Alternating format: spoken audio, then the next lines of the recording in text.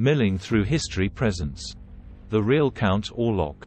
In 1922, Prana Studio produced a film called Nosferatu.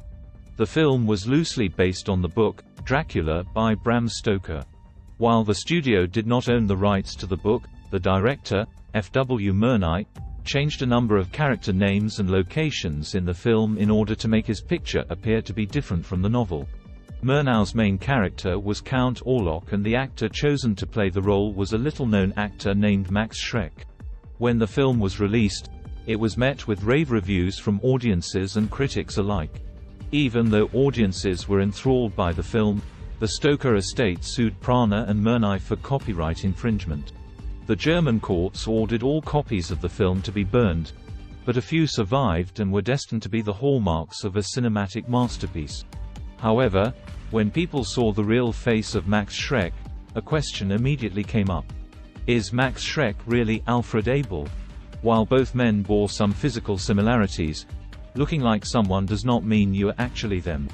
It was circumstantial evidence which convinced people the two men were one and the same. Max was relatively unknown in the world of German cinema and was only seen on stage. In addition, he was forever typecasted into the role of the monster.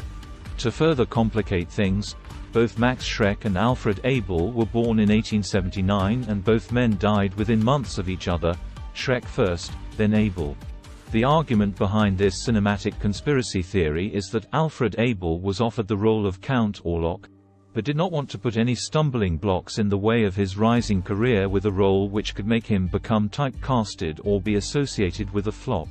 When Abel changed his mind, he created the alter ego of Max Schrek to take the part. Max Schrek would continue to work in the German cinematic world, but found he enjoyed the theater more. His relative obscurity and desire to be left alone fitted in more with his personality. He would pass away in 1936 from a heart attack. Alfred Abel would go on to be a celebrated celebrity in cinema, with his most famous film being Metropolis.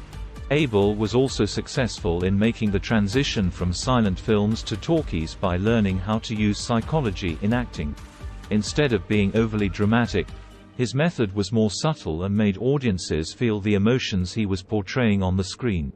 After passing away in 1937, his work was almost destroyed by the Nazis, as they suspected Abel of potentially being Jewish.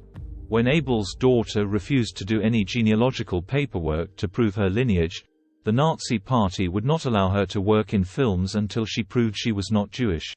Since neither Max Schrek or Alfred Abel were ever seen on film or in a photograph together, the conspiracy theory still persists that these two men were one and the same.